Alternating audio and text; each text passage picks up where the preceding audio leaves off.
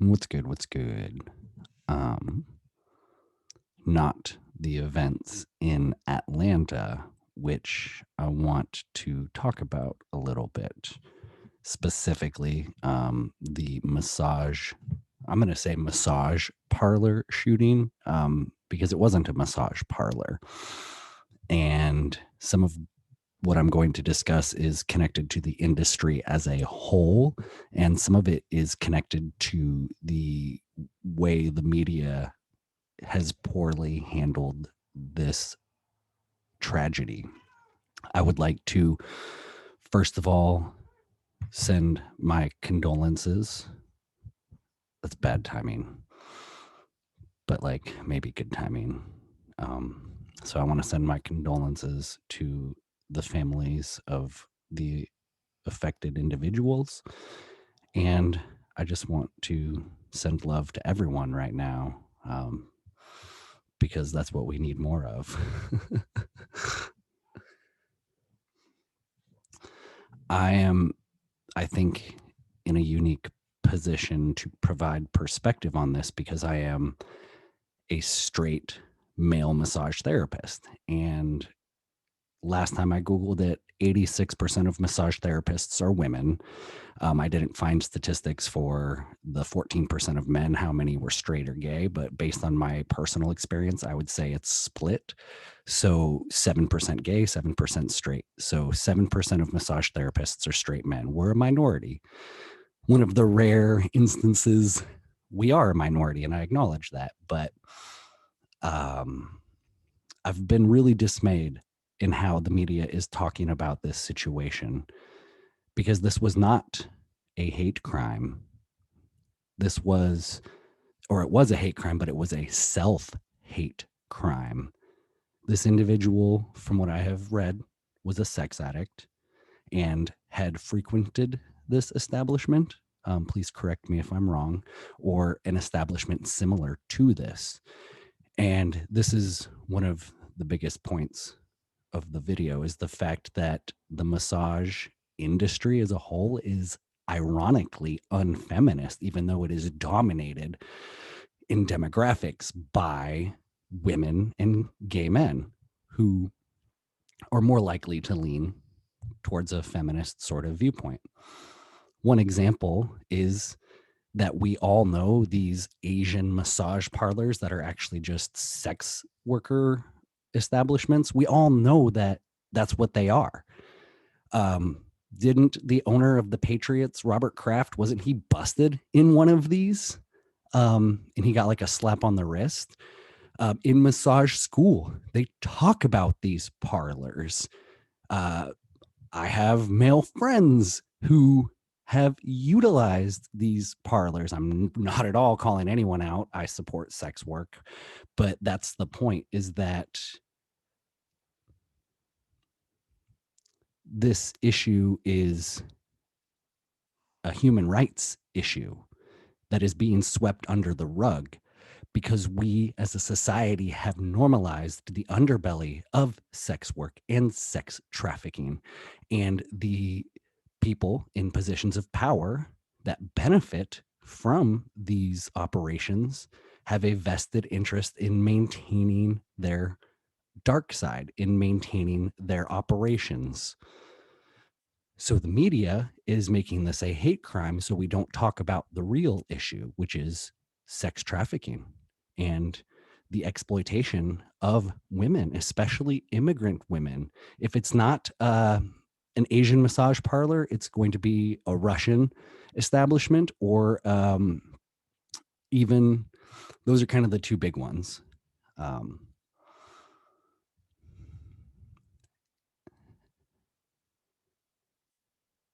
this individual clearly had an issue. And I think it's an issue connected to our consciousness. I always talk about this. They were likely traumatized at some point in their life, which led to the addiction behavior. And addiction behaviors can manifest in a plethora of outlets. I like pot myself. Some people like opiates, some people like just cigarettes, alcohol, cocaine, gambling, sugar. Addiction is normalized heavily in our society, which is the substructure of our social qualms that when I talk about the matrix and the nature of our reality, people within positions of power want to maintain this substructure because it benefits them. Having easy access to sex, to uh, cheap labor, to uh, easy access to the finer things in life, that's an awesome position to be in if you've been in that position. And if you see the other side of that, where if you see the struggle and the exploitation and the sadness, it drives you to not want to be in that position, which fuels the ego drive of amassing wealth, status, power, especially if you can then hold it over others for your own benefit. Massage therapists are also often overworked and underpaid. And so we're supposed to be this profession of healers, yet most of them are broken physically and psychologically. I hear all the time that it is so hard to find a good massage therapist that is also affordable. The good ones get booked up and can raise their rates really quickly. And so they're set, they're good to go. But the industry as a whole allows for very mediocre massage therapists or good massage therapists who just cannot perform optimally to be exploited. For example, it is not common for a massage therapist to make 50% of what you pay for a massage. It can be as low as 25%. So if a massage costs $160, the massage therapist might get $40 or less of that. And I'm speaking from personal experience. I'm speaking from being able to see the books of these businesses because I've been a massage therapist. I'm licensed in Washington State, have been for 3 years. I also have a business degree. And so when I've been employed at these establishments, there have also been goals or discussions of how can I grow my business? How can I grow my business? Um, Unfortunately, I saw just how bad the industry is for the workers. I was let go from my last massage job because I was bargaining for health insurance. Most massage therapists don't even get health insurance from their employers. That's slowly changing, but it's a struggle. And so I was bargaining. They wanted me to open up my availability and work more. And I said, I need health insurance. We work on people who have health insurance. We are healthcare workers without health insurance. So again, it's that normalization of exploitation. I agree with people that our current systems are fucked and that a lot of people are getting screwed. God, I agree so hard on that point. I agree that our society is sick. I agree with the social justice warriors on so much. But the media and the ruling class has manipulated the masses so badly that this culture war is inevitable and it's going to escalate into violence. And it's so sad, but hopefully we can mitigate it by having these discussions.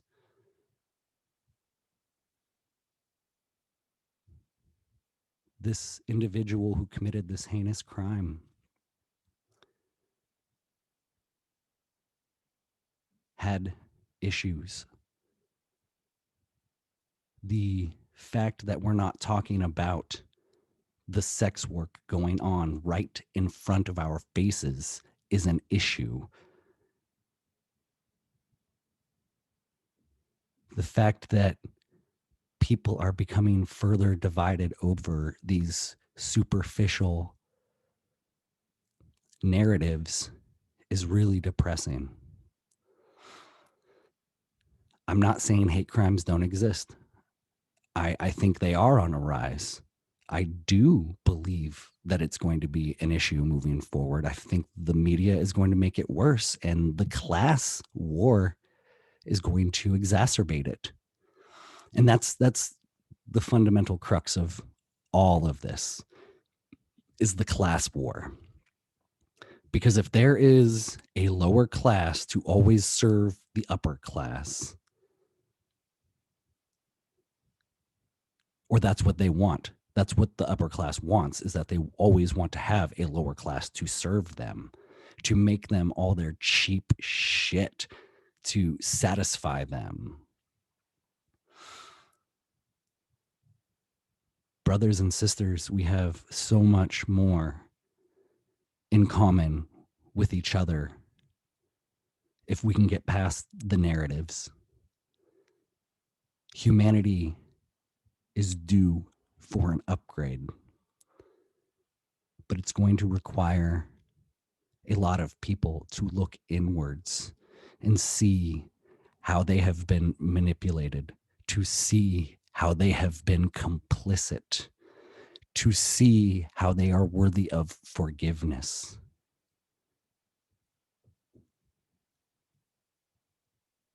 The unhealthiness of our culture is right in front of our faces. When people talk of privilege and power, that's not a moot argument. People with power and privilege do have advantages that others don't. But the primary source of power and privilege, especially now in our materialistic culture, is status and money. It's not the color of your skin. It's not the way you identify sexually or ethnically or religiously. These are all superficial identities that can be used to divide you. The only two identities that matter in a class war are the ruling class and the human class. And I'm not to imply that the ruling class is not human when I say that, but it's just the biggest envelope, the most inclusive box that I could think of, because in a way, the ruling class is not human because they just lack a certain level of morality that I think is inherent within being a human.